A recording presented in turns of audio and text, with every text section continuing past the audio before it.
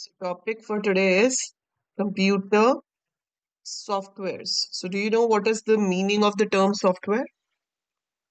जब हम कंप्यूटर्स में काम करते हैं तो हम उसको बेसिकली दो पार्ट्स में कैटेगराइज करते हैं. एक होता है हार्डवेयर, एक होता है software. So what do you understand by the term software?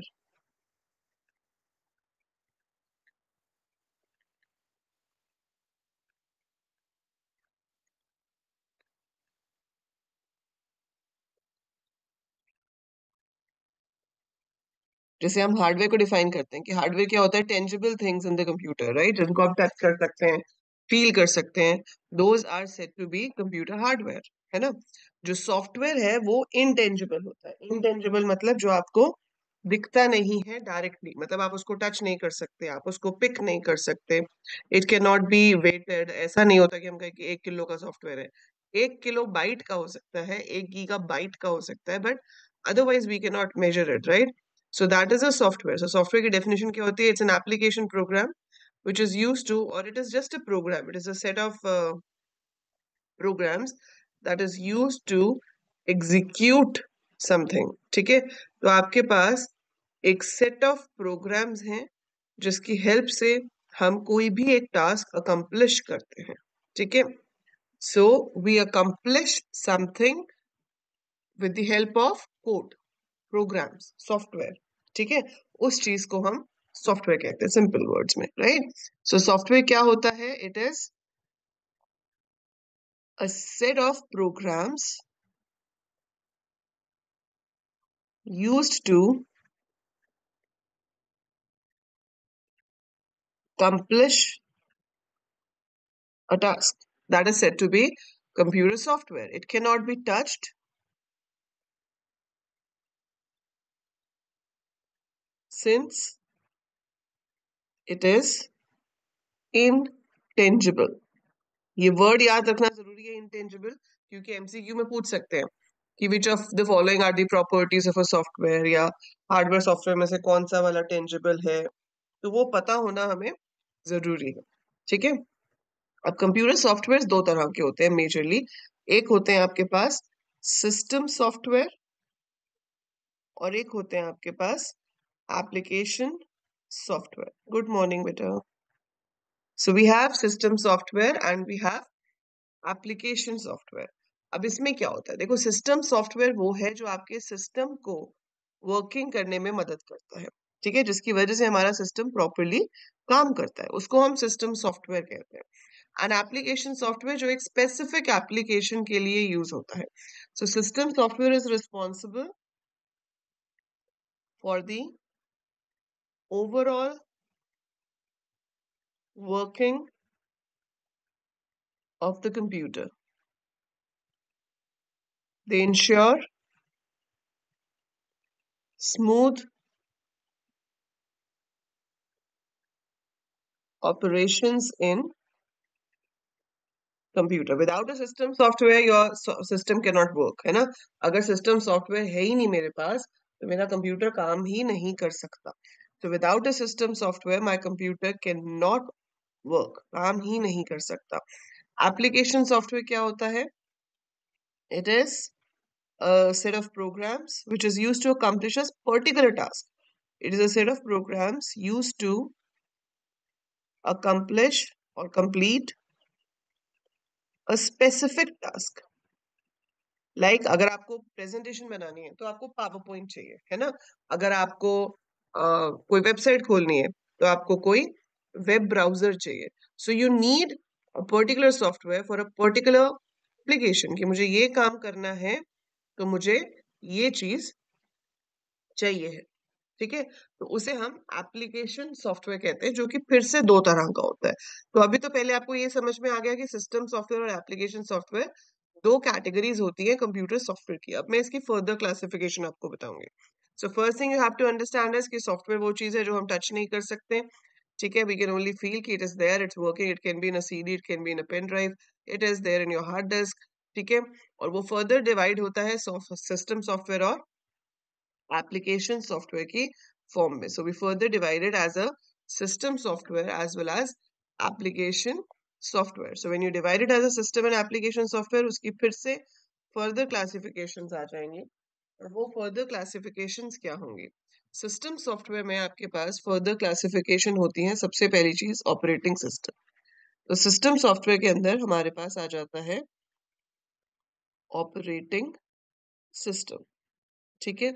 दूसरी चीज आती है आपकी यूटिलिटीज, और तीसरी चीज आती है लैंग्वेज प्रोसेसर्स, ठीक है। So we have operating system, we have utilities, we have language processors. अब इन सबका क्या मतलब है?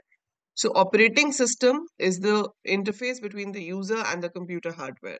अभी तो हम इसमें आपको ऑपरेटिंग सिस्टम थोड़ा सा पढ़ रहे हैं, पर हम एक अलग क्लास करेंगे जिसमें पूरी क्लास में हम सिर्फ ऑपरेटिंग सिस्टम ही पढ़ेंगे। मतलब इतना वास्ट है ऑपरेटिंग सिस्टम, ठीक है। सो ऑपरेटिंग सिस्टम क्या होता है? It is a software, it is the interface between the user and the computer hardware. अगर हमारे पास ऑपरेटिंग सिस्टम ना हो तो हमारा कंप्यूटर चलेगा ही नहीं। जैसे मेरे पास अभी जो ऑपरेटिंग सिस्टम यूज हो रहा है वो है Windows, right? So the operating system I'm using right now is Windows.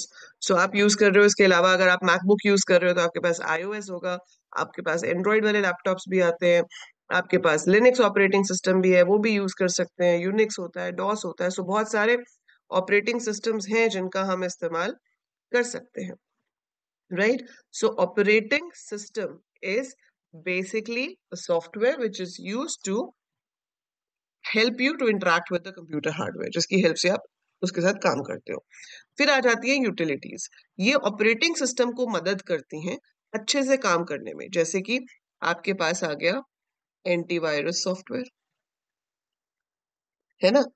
Operating system में एग्जांपल्स क्या हो गए? Windows, iOS, Android, Linux, Unix, disk operating system.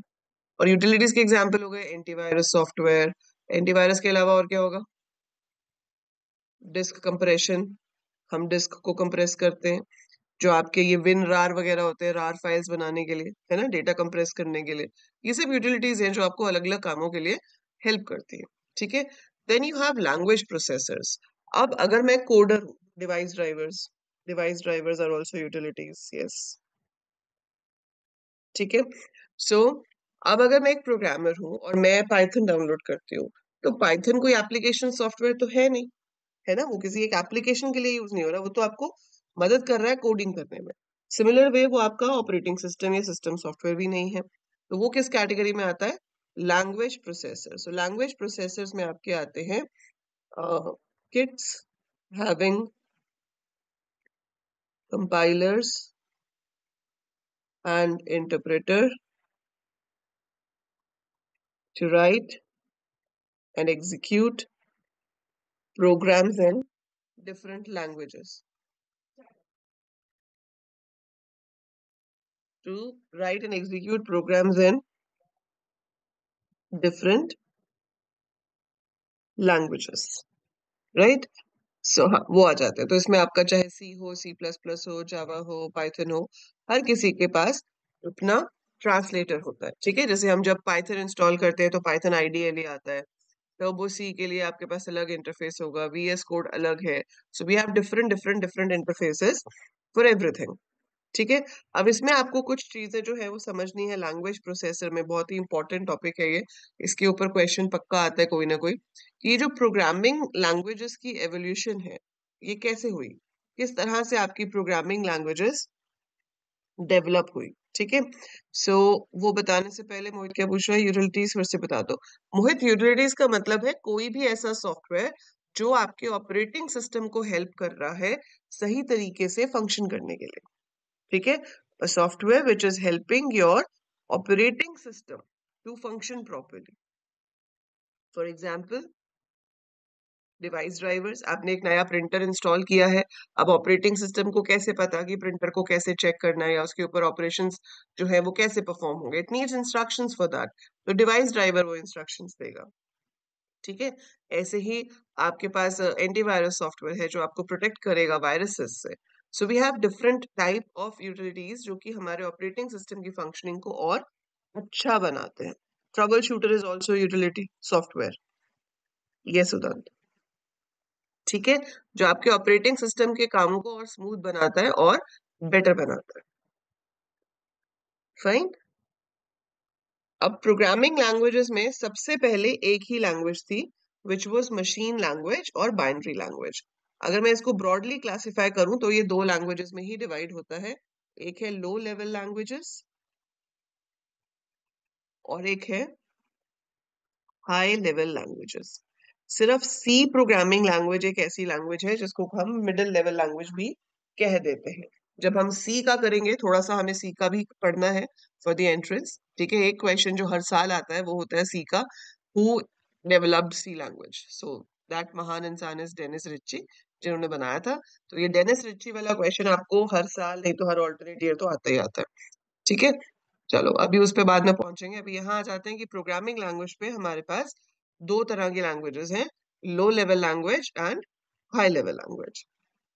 So I have low level languages, I have high level languages. अब इन दोनों में क्या होता है, ये जो लो लेवल लैंग्वेजेस हैं हमारे पास, इसके अंदर सबसे पहले जो यूज होनी शुरू हुई थी वो ऑब्वियसली थी आपकी मशीन लैंग्वेज, जिसे बाइनरी लैंग्वेज भी कहा जाता है। So it uses only zeros and ones. तो इसमें सिर्फ जीरोस एंड वंस यूज होते हैं इंस्ट्रक्शंस लिखने के लिए। तो काम करने के लिए हम सिर्फ जीरोस एंड वंस का इस्तेमाल करते हैं। दैट इज मशीन और binary language, so it uses only that, ठीक है। इसकी प्रॉब्लम क्या है? इसकी प्रॉब्लम ये है लो लेवल लैंग्वेजेस की कि difficult to learn and understand, है ना। अब आपको चाहे इंसानों ने बनाई है बाइनरी, लेकिन अगर आपको सारी कमांड्स बाइनरी में याद करनी पड़े तो मुश्किल हो जाएगा ना हमारे लिए भी। So it will become difficult for us if we have to remember everything in binary. So if I have to remember everything in binary, it's going to be difficult for me to manage that, right? Then उसके बाद उन्होंने कहा कि भी इसको थोड़ा easy बनाया जाए, तो बनाई गई assembly language, ठीक है। असेंबली लैंग्वेज में क्या हुआ कि जीरोस एंड वंस की जगह सिंबल्स यूज करने शुरू कर दिए गए।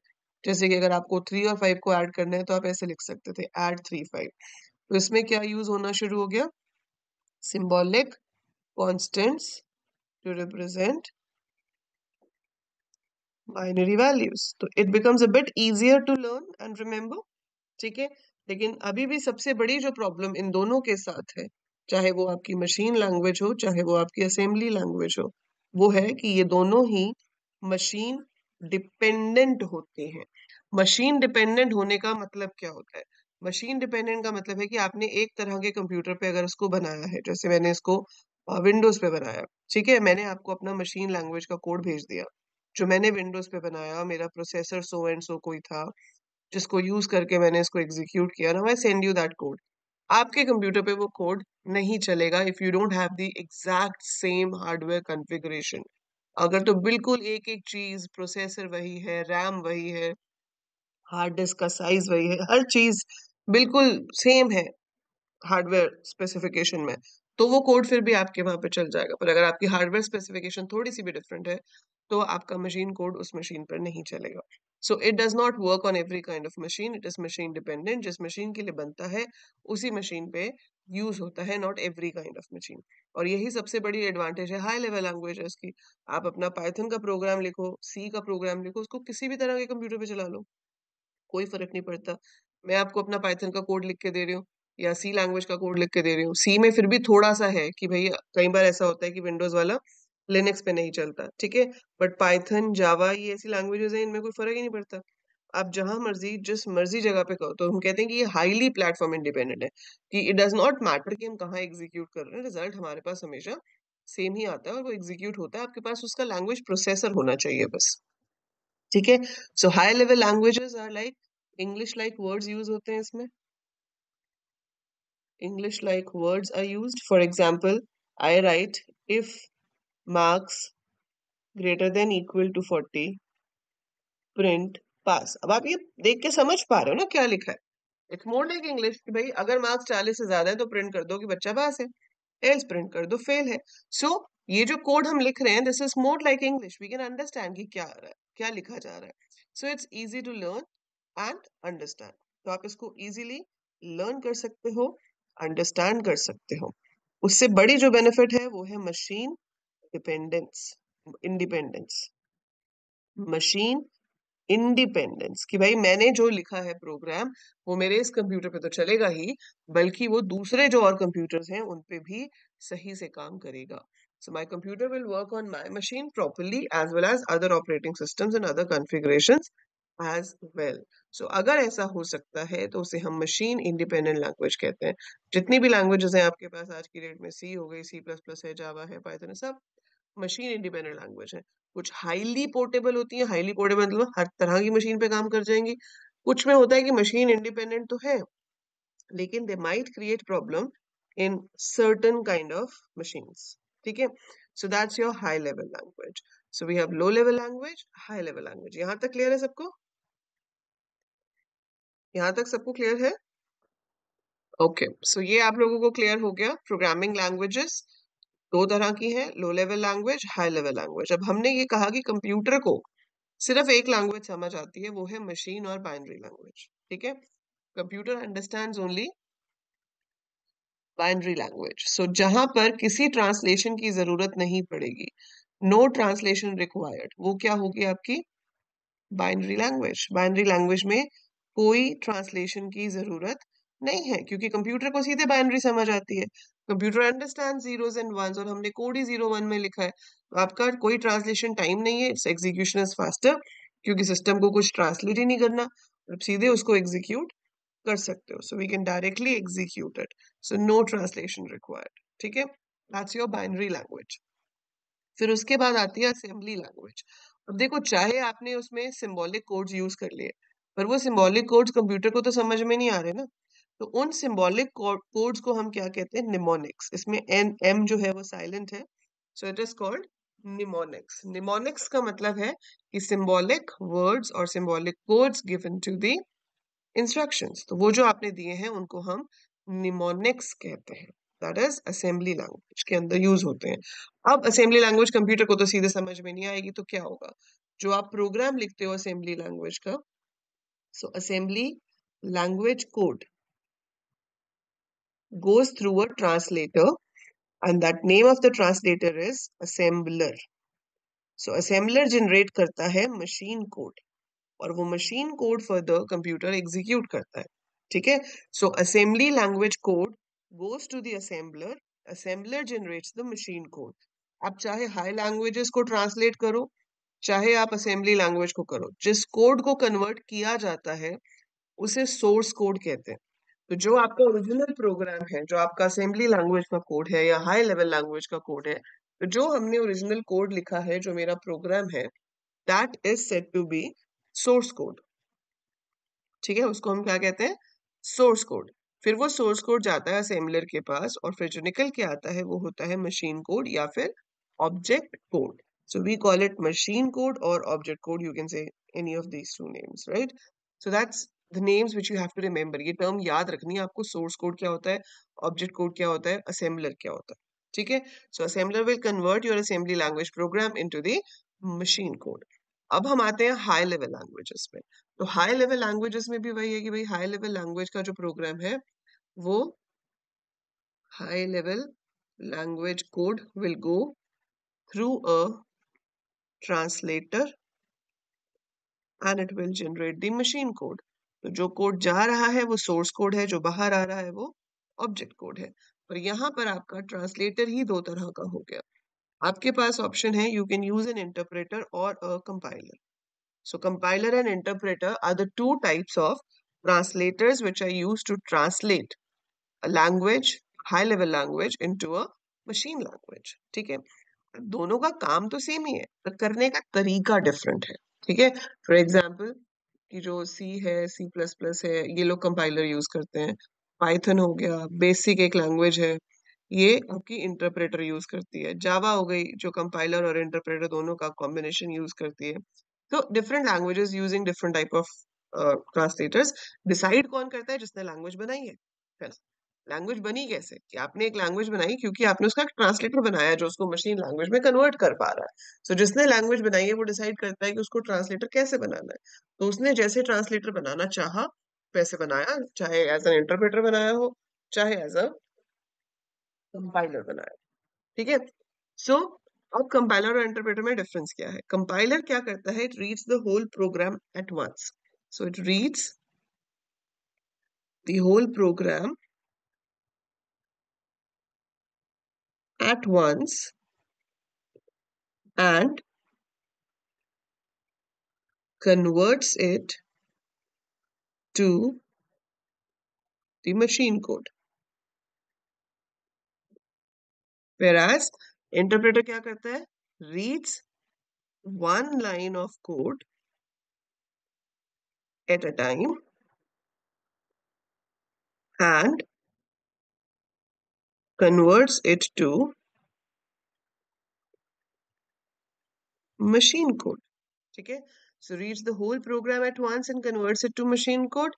Reads one line of code at a time and converts it to machine code. Fine. So that's how your compiler and interpreter works. Okay. अब जैसे आपको मान लो एक पैराग्राफ दे देती हूँ मैं कि ये पैराग्राफ इंग्लिश में है, इसको हिंदी में कन्वर्ट करो। तो एक तरीका है कि आप पहले पूरा पैराग्राफ पढ़ रहे हो, आपने पूरा पढ़ लिया और उसके बाद आपने उसको हिंदी में कन्वर्ट किया। दूसरा था कि आपने पैराग्राफ की एक लाइन पढ़ी, उसको हिंदी में ट्रांसलेट किया, दूसरी लाइन पढ़ी, उसको हिंदी में ट्रांसलेट किया। So you read one line at a time and you translate it. ठीक है, उसे हम इंटरप्रेटर कहते हैं। समझ रहे हो? सो कंपाइलर जो है वो फास्टर होता है, it is faster, it is relatively slow. ठीक है, क्योंकि इसमें पूरा प्रोग्राम एक साथ हो जाता है, इसमें एक एक लाइन करके करते तो टाइम लग जाता है। It needs more RAM. जो रैम है दैट नीड्स, रैम की जरूरत क्या पड़ती है? To execute and to store everything जो भी एग्जीक्यूट हो रहा है। पूरा का पूरा प्रोग्राम एक साथ ट्रांसलेट हो रहा है तो रैम में पूरे के पूरे प्रोग्राम को होल्ड करने की जगह चाहिए। So it needs more memory, it needs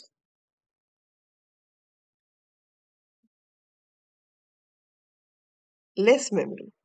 ठीक है, इसमें क्या होता है जब आपका एक पूरा प्रोग्राम जो है वो चेक होता है तो उसमें मान लो 10 लाइंस हैं और 2-3 जगह पे एरर्स हैं, तो वो दिखा देगा कि भाई लाइन नंबर 2 पे ये एरर है, लाइन नंबर 5 पे ये एरर है। So it shows all the errors at once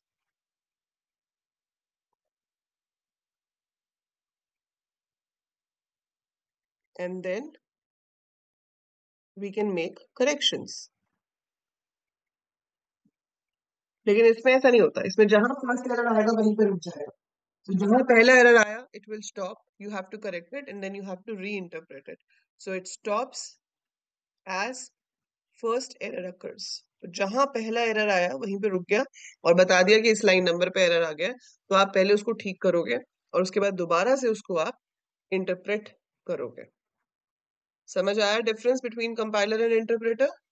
ये पॉइंट्स आपको याद रखने हैं क्योंकि ये ऑब्जेक्टिव टाइप में किसी भी तरीके से पूछ सकते हैं और फिर जब आप फर्स्ट सेमेस्टर में पढ़ोगे तो ये आपको थियोरी पेपर में का आता है question, difference between compiler and interpreter. So you'll definitely get a question at that time.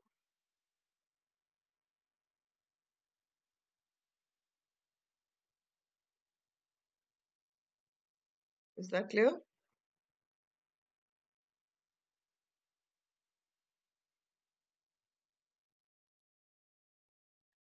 चले आगे। सो ये तो हो गया अबाउट योर, यस उदंत। ठीक है, अब नेक्स्ट हमारे पास क्या है? Application software. सो ये सब हमने देखा कि सिस्टम सॉफ्टवेयर के अंदर इतना कुछ था।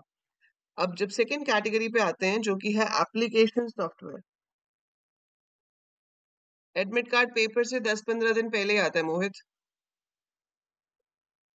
ठीक है, आपका exam most probably second week of May में होगा, पिछली बार शायद 11 या 12 मई को था। सो सेकेंड वीक ऑफ मई में, 7-8 मई के बाद कभी भी हो सकता है और एडमिट कार्ड आपके एंड ऑफ अप्रैल तक आ जाते हैं। सो एप्लीकेशन सॉफ्टवेयर में हमारे पास दो तरह के एप्लीकेशन सॉफ्टवेयर हैं। We have general purpose software, हाँ 11th मई को था। So general purpose software and you have customised software. नहीं, क्लैश नहीं होगा, आपका सीयूईटी बाद में होगा, सीईटी पहले हो चुका होगा। ठीक है, सो जनरल पर्पस सॉफ्टवेयर क्या होते हैं? जो जनरल सॉफ्टवेयर है, अब जैसे पावर पॉइंट है, PowerPoint is use to make presentation, है ना? पावर पॉइंट किस लिए यूज होता है? To make presentation. अब बीइंग अ स्टूडेंट आप भी प्रेजेंटेशन बना सकते हो, है ना। बीइंग अ टीचर मैं भी प्रेजेंटेशन बना सकती हूँ। बीइंग अ बिजनेस डेवलपर, किसी को अपने प्रोजेक्ट का आइडिया सबमिट करना है, वो भी प्रेजेंटेशन बना सकता है ना। किसी ने कोई नई फाइनेंस स्कीम निकाली है, वो भी प्रेजेंटेशन बनाएगा। So presentation can be made by anyone for different purposes. एक छोटा बच्चा भी प्रेजेंटेशन बना सकता है, एक स्कूल मतलब सेकेंडरी लेवल का स्टूडेंट भी बना सकता है, कॉलेज लेवल का स्टूडेंट भी बना सकता है, टीचर बना सकते हैं। जब आप जॉब कर रहे हो तो भी आपको प्रेजेंटेशंस दिखानी होती हैं। So PowerPoint is a general purpose software which allows us to create presentations and anybody can make presentation, ठीक है। ऐसे पेंट है, जनरल पर्पस सॉफ्टवेयर, कोई भी ड्राइंग कर सकता है। वर्ड है, कोई भी टाइपिंग कर सकता है। सो जो सॉफ्टवेयर बना दिए जाते हैं इरिस्पेक्टिव ऑफ द थिंग कि कौन उसको यूज करने वाला है ना। सो हमने सिर्फ सॉफ्टवेयर बना दिया रिस्पेक्टिव ऑफ द थिंग कि कौन उसको यूज कर रहा है, तो वो जनरल पर्पस सॉफ्टवेयर है। पर जैसे अभी आप ऐप यूज कर रहे हो, है ना, एएल कोडर्स ऐप यूज कर रहे हो, या आप किसी बैंकिंग ऐप को यूज करते हो, या आप किसी शॉपिंग साइट को यूज करते हो, अमेजोन हो गया, फ्लिपकार्ट हो गया, ब्लिंकिट हो गया। सो ये कस्टमाइज्ड सॉफ्टवेयर हैं, वो कंपनीज ने अपने खुद के सॉफ्टवेयर बनवाए हैं। So software created as per the requirements of the customer। सो उस स्पेसिफिक कस्टमर की रिक्वायरमेंट के हिसाब से डेवलपर ने सॉफ्टवेयर को क्रिएट किया है, ताकि उसकी जो जो रिक्वायरमेंट्स हैं वो फुलफिल हो रही हो उसमें, ठीक है। तो उस चीज को हम कस्टमाइज्ड सॉफ्टवेयर कहते हैं। उसके एग्जाम्पल हो गए आपके बैंकिंग सॉफ्टवेयर्स, आपकी कोई भी कंपनी में जैसे एक टैली है, tally is use only for accountants, वो ही यूज कर सकते हैं, दूसरा यूज कर ही नहीं सकता, समझ ही नहीं आएगा, ठीक है। So we have software which are meant for a specific purpose, ठीक है, and they use for that purpose only. Is that clear? Customised software एक पर्टिकुलर कंपनी के लिए ही बनाए जाते हैं और वही कंपनी उसे यूज करती है। सो ये तो हो गया आपका ब्रॉडली सॉफ्टवेयर क्या होता है, ठीक है। तो हमने सॉफ्टवेयर में देखा सिस्टम सॉफ्टवेयर है, एप्लीकेशन सॉफ्टवेयर है। सिस्टम सॉफ्टवेयर के अंदर एडोब इज वो एक पर्टिकुलर यूजर के लिए नहीं है मनीष, वो भी जनरल पर्पस ही है, क्योंकि कोई भी बंदा जो डेस्कटॉप पब्लिशिंग कर रहा है वो एडोब का लाइसेंस लेके उसको यूज कर सकता है। देखो, एक तो सॉफ्टवेयर आपने इस बेसिस पे कैटेगराइज कर लिए कि भाई वो सिस्टम सॉफ्टवेयर है या एप्लीकेशन सॉफ्टवेयर है ना। दूसरी कैटेगराइजेशन सॉफ्टवेयर की जो होती है दैट इज कि वो सॉफ्टवेयर प्रोप्राइटरी सॉफ्टवेयर है। प्रोप्राइटरी सॉफ्टवेयर मतलब लाइसेंस्ड, जिसका लाइसेंस लिए बिना आप उसको यूज नहीं कर सकते। फिर एक हमारे पास फ्रीवेयर होता है, एक हमारे पास शेयरवेयर होता है, और एक ओपन सोर्स सॉफ्टवेयर होता है, ठीक है। सो एडोब जो है वो आपका प्रोप्राइटरी सॉफ्टवेयर है, you need to buy the licence and तभी आप उसको यूज कर सकते हो। वो अलग बात है कि पायरेटेड वर्जन आपको कहीं से मिल जाए तो that's another thing, but legally we have to get its licence and then you have to use it. पर यूज कोई भी कर सकता है, ठीक है। वो मेरी रिक्वायरमेंट के हिसाब से उन्होंने नहीं बनाया हुआ, उन्होंने बनाया हुआ है, मैं अपनी रिक्वायरमेंट के हिसाब से उसको यूज कर रही हूँ, but they have not made it for my requirement, right, समझ रहे हो। तो एप्लीकेशन सॉफ्टवेयर वो है जो बना हुआ है, आप अपनी जरूरत के हिसाब से उसका इस्तेमाल कर रहे हो। कस्टमाइज सॉफ्टवेयर है जो मेरी जरूरत के हिसाब से बनाया गया है, that software is made as per my need, that is a customise software if I am the customer, ठीक है। फिर प्रोप्राइटरी सॉफ्टवेयर हमें खरीदने पड़ते हैं, we have to pay for the licence then only you use them.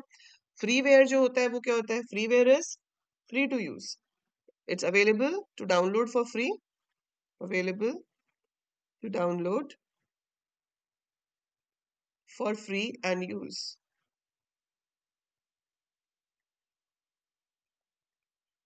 तो उसको हम फ्रीवेयर कहते हैं। फॉर एग्जाम्पल आपका गूगल क्रोम हो गया, Google Chrome is a free web browser, आप डाउनलोड करो यूज करो। Opera is a free web browser, download करो यूज करो, ठीक है।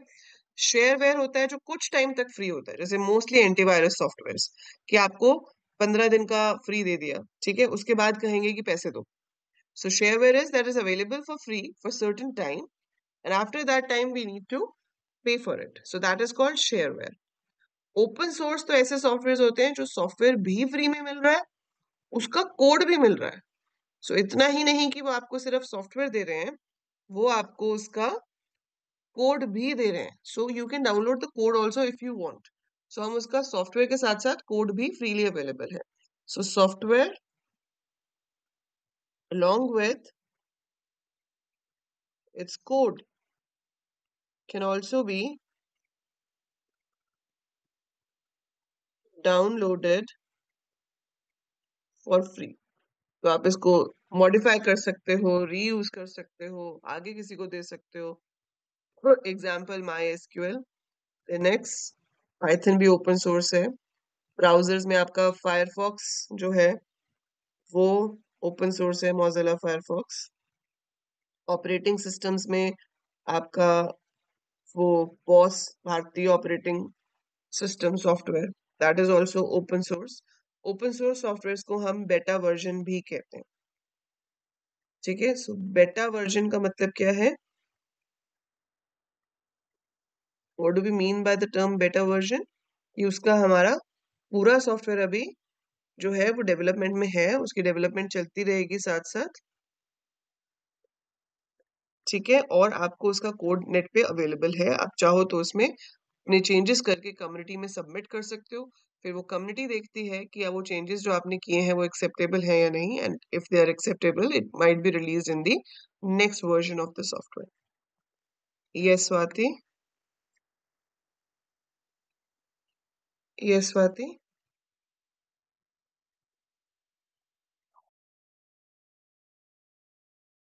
You want to say something, Swati?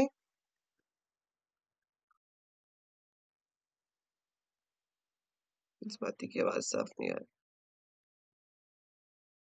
Dev means development.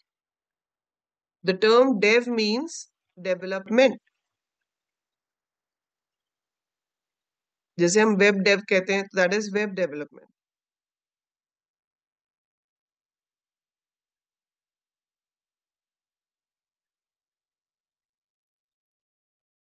ठीक है. सो ये सॉफ्टवेयर के सारे टाइप हैं जो आपको पता होने चाहिए. So this is the different terms which we use when we are talking about softwares. अभी इसमें से जो ऑपरेटिंग सिस्टम वाला पार्ट है वो हम एक अलग क्लास में करेंगे. उसका क्लास का सब्जेक्ट ही पूरा ऑपरेटिंग सिस्टम होगा. There we will be discussing कि ऑपरेटिंग सिस्टम क्या होता है, उसकी कितनी कैटेगरीज होती हैं, कैसे कैसे ऑपरेटिंग सिस्टम्स को क्लासिफाई करते हैं, what are the various various roles of operating system in the system. क्योंकि ऑपरेटिंग सिस्टम एक बहुत वास्ट चीज है. So we will be discussing that in a separate lesson, operating system करके. ठीक है. अभी था ये computer software. So I hope this is clear to you. इसमें कोई होमवर्क नहीं है क्योंकि ये सारी थ्योरी थ्योरी थ्योरी है. सो पिछली क्लास तक तो आपके पास होमवर्क था बिकॉज न्यूमेरिकल्स करने थे.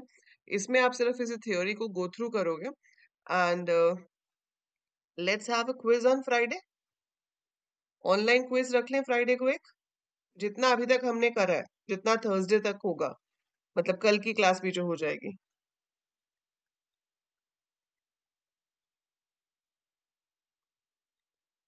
राघव, वैसे तो अगर आईपीयू सीईटी दे रहे हो तो सीयूईटी की जरूरत ही नहीं पड़ेगी, पर डोमेन आपने सही फिल किए. ठीक है. तो फ्राइडे को हम एक काम करेंगे. फ्राइडे को सुबह आपकी तो क्लास होगी जो नॉर्मल होती है, और शाम को अराउंड 4 o'clock या 4:30 we will have a live quiz. Tomorrow's topic operating system. कल ऑपरेटिंग सिस्टम करेंगे. फ्राइडे को कंप्यूटर नेटवर्क्स करेंगे. You will get the notification बेटा. Tomorrow will do operating system, Friday we will do computer networks, and Friday शाम को जितना हमने अभी तक पढ़ा है उस सब का मिलाकर एक 30 मार्क्स का क्विज होगा.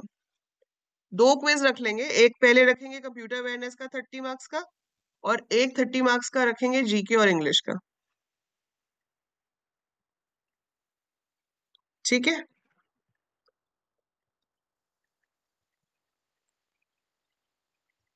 सीयूईटी वाला 7 अप्रैल से स्वाति. 7 अप्रैल, मंडे से. आप बाकी 3 को इतना स्ट्रॉन्ग कर लो बेटा कि मैथ्स का डर लगे ही ना.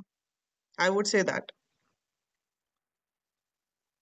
क्विज यूट्यूब पे होगा, क्विजेज ऐप के थ्रू. ठीक है. चलिए. सो that is it for today.